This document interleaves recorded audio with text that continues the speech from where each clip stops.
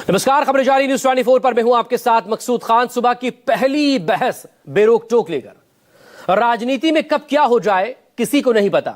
नीतीश कुमार ने भी शायद ये कभी नहीं सोचा होगा कि प्रचंड बहुमत लाने के बाद जो उनकी सबसे बड़ी ताकत है वही उनके पास नहीं रहेगी।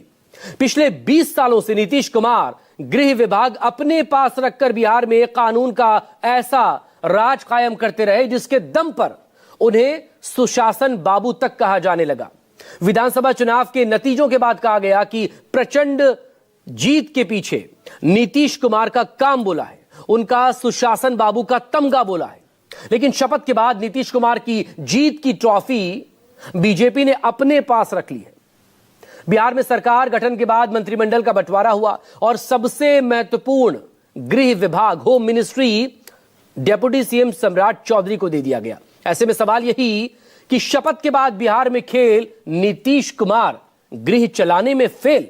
आज इसी मुद्दे पर चर्चा करेंगे। साथ ही बात होगी पहली बार नीतीश दिखे कमजोर क्योंकि बीजेपी ने दिखाया है जोर। चर्चा में मेरे वरिष्ठ सहयोगी और राजनीतिक मेहमान मेरे साथ जुड़ेंगे, उनसे आपका परिचय करवाएं। इससे पहले सुनवाते हैं आपको मंत्रिमंडल बंटवारे के बाद किस तरह की राजनीतिक प्रतिक्रियाएं सामने आई हैं।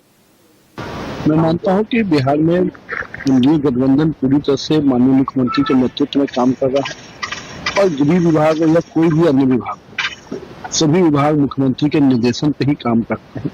और हम लोग का पूरा प्रयास है कि मुख्यमंत्री जी ने जो भरोसा हम लोग पे किया है, हम लोग मुख्यमंत्री जी के उस भरोसे पे कैसे कायम रहे और मुख्यमंत्री जी के जो विजन है उस विजन को लेके कैसे आगे बढ़े, इसके दिशा में हम सभी मंत्री काम करेंगे। तो ये तो सही है ना, जो सवाल उठ रहे हैं जनता भी जानना चाहती है। ये सवाल तो उठेंगे।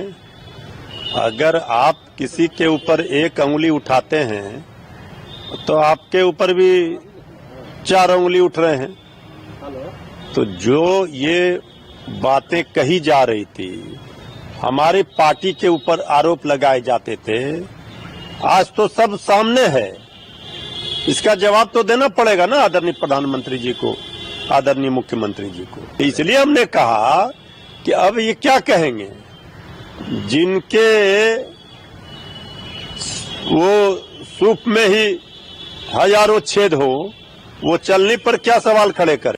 एनडीए को मिले प्रचंड जनादेश को आरजेडी आज तक पचा नहीं पा रही है। तो मैं इतना ही कहना चाहूंगा कि बिहार ने एक जनादेश दिया, कई सीटों पर काफी कम वोटों के अंतर से हम भी हारे, लेकिन ये जनादेश अभूतपूर्व है, अविस्मरणीय है।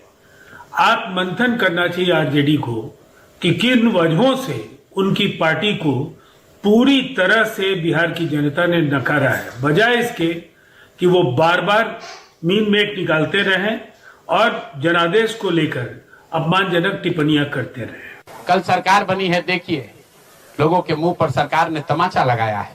ऐसे भ्रष्टाचारी मंत्रियों को, आपराधिक छवि के मंत्रियों को, ऐसे लोगों को मंत्री बनाया गया है जिन्होंने जीवन में कुछ पढ़ा नहीं, कुछ किया नहीं। वो सिर्फ इसलिए मंत्री बन गए क्योंकि उनके पिताजी मंत्री हैं, उनके पिताजी बड़े नेता हैं। नीतीश कुमार ने हर उस व्यक्ति को मंत्री बनाया है जिस पर भ्रष्टाचार के बड़े आरोप लगे हैं। हर उस व्यक्ति को मंत्री बनाया गया है जिसकी छवि आपराधिक है। तो नीतीश कुमार, अमित शाह और नरेंद्र मोदी जी ये दिखाना चाहते हैं कि बिहार की जनता तुमसे वोट खरीद लिया, अब हम वो करेंगे जो हमारी मर्जी है।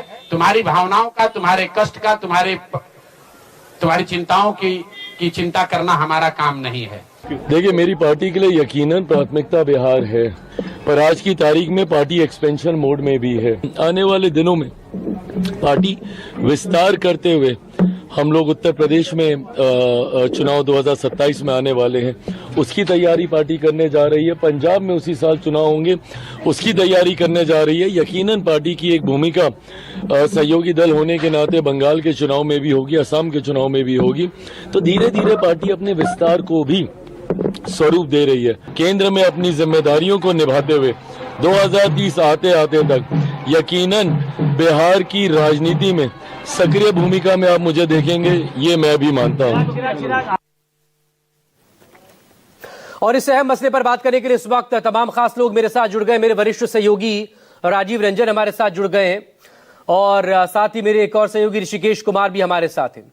पॉलिटिकल गेस्ट में मेरे साथ इस वक्त बीजेपी की तरफ से प्रीति शेखर है, कांग्रेस की तरफ से राजेश राठौर है, बहुत स्वागत है आप दोनों लोगों का। जेडीयू की तरफ से अविनाश पासवान जी हैं, प्रमोद कुमार सिन्हा आरजेडी का पक्ष रखेंगे, प्रवक्ता हैं, और रंजन सिंह एलजेपी आर के प्रवक्ता हमारे साथ जुड़े हैं।